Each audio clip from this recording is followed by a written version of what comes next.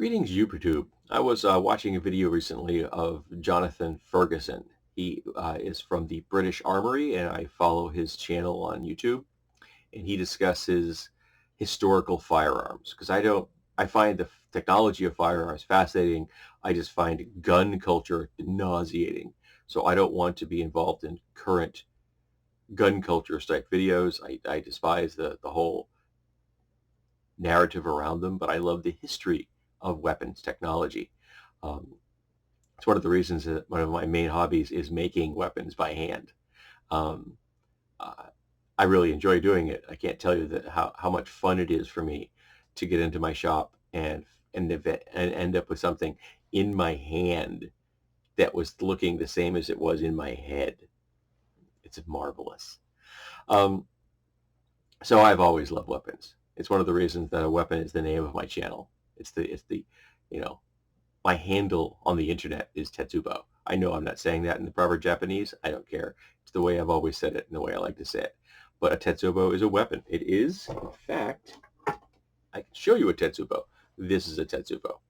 It is a club with many metal studs on it, which is very dangerous. And I have often told people that the reason that the Tetsubo is my favorite weapon is because, like me, it is large, it is blunt, and it is slow, which is where we come to weapon speeds. You see, Jonathan was talking about dueling pistols, which they essentially matched pistols. You have a case, you open it up, and there's two matched pistols inside. And whether they were actually designed for dueling or not is an open question. But people have kind of assumed there are because there's two of them. Um, and the idea of having a set of matched pistols, whether they're percussion cap or flintlock, would be so awesome. I would love to own a set of matched pistols that were percussion cap. Percussion cap's more consistent than flintlock. Flintlock is a lot more fiddly. I would rather have percussion cap. But muzzle loading is muzzle loading, and they are very similar in use even though they have different forms of ignition systems.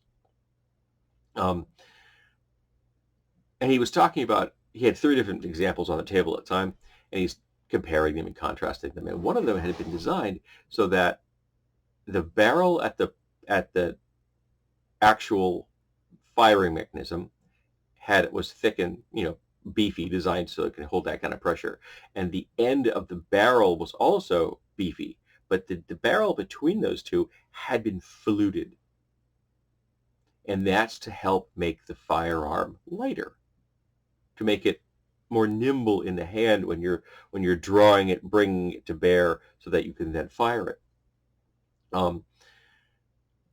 And that's very important. And whether you're hunting with them or you're using them as military weapons or you're dueling with them. And it is very likely that a lot of these pistols were probably considered holster pistols, which were pistols that were kept on a saddle. They can sometimes also be referred to as horse pistols for that reason.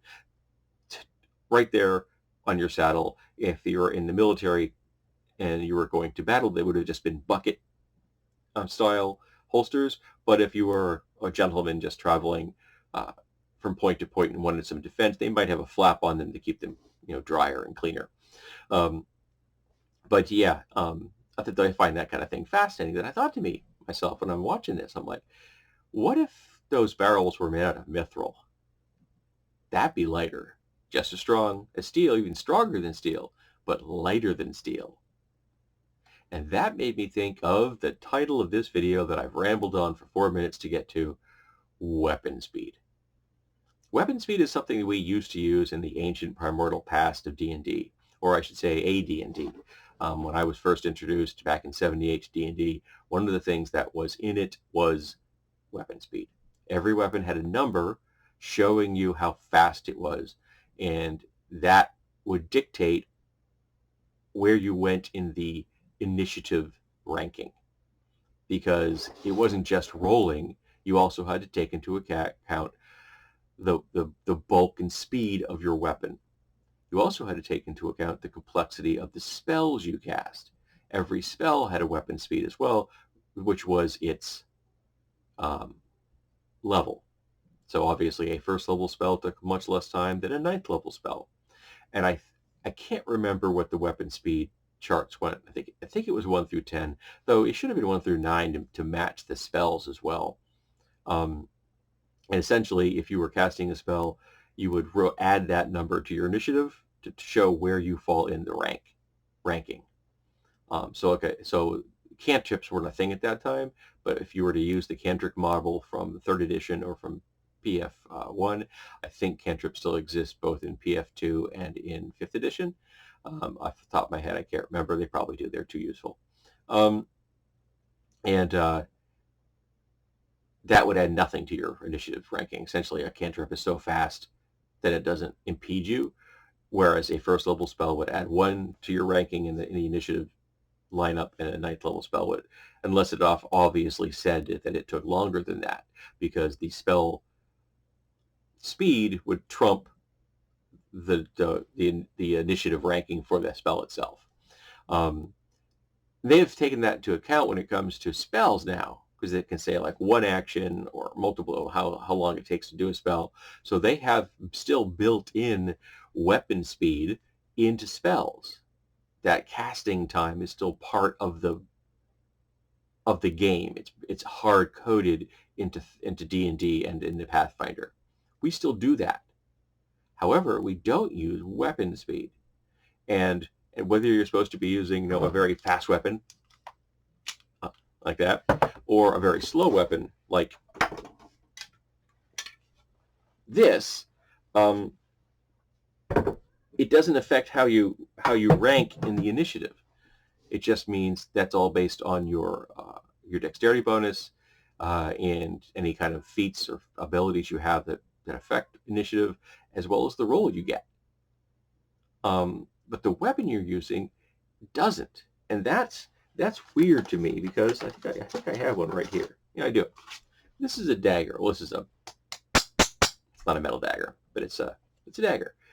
This is an incredibly fast weapon, and this is also the perfect shape for a dagger. It's a quintessential dagger, in my opinion. Very fast. It's fast to draw. It's fast to use. Tetsubo, it's very obvious. It's very slow. This hits lightly and quickly. That hits like a truck. But it's slow, and the recovery time is abysmal. You miss with a Tetsubo, you are not going to be recovering that for a backswing anytime soon. Okay? Even if you are very strong. Whereas this, if you don't get somebody, the next blow might, and you're going to be moving this at lightning speed in an attempt to harm them. Because with something like this, it isn't, you get in there and you're really trying to hurt somebody, this is the weapon you're going to want to do at close quarters. Because let's face it, if you get close enough to a person with a Tetsubo, they're not going to be able to use that weapon. That's weapon range coming into play. This is the weapon that you want in close quarters, not that Tetsubo. And I kind of miss weapon speed. I realize that it lends another complexity to the game, but I think it still has a place if we want to have the same kind of parity with spells, because again, spells still currently have a weapon speed in it because they have casting time, whereas the melee weapons don't really. They have, they're usually broken into weapons that are light, they're finessable, like this dagger is a finesse weapon because it's so light, and you can use your dexterity as opposed to your strength for the purposes of attack and damage, depending on what rule set you're reading that will work that way, or if you have the right kind of feat. And then you have the Tetsubo, of course, which is on the other end of the scale, where it's huge and slow, which is a two-handed weapon. So should we be using an initiative modifier for the weapon you use the way initiative is affected for the caster? Because even though they may have gotten a better initiative roll, if their spell effectively bumps them into a slower slot in that initiative lineup, you know what I mean? So should we be building that kind of thing into melee weapons the way we have built it into spell casting? I'm not necessarily encouraging the whole use of the scale of 1 to 10 or 1 to 9 that was used back in the past, but there isn't any reason I think that we shouldn't have some level of parity between magic using and melee weapons, because we should be acknowledging that this is faster than a two-handed weapon, which is what a Tetsubo is. So let's talk about weapon speed. Do any of you remember weapon speed? Are any of you currently playing in games that use a type of weapon speed? Let's talk about that. Do you agree that effectively spells have a weapon speed because of their casting time component? And do any of you have a polymer dagger? I think everyone should have one. So let's talk about weapon speed and whether it belongs in our current iterations of like Pathfinder or D&D.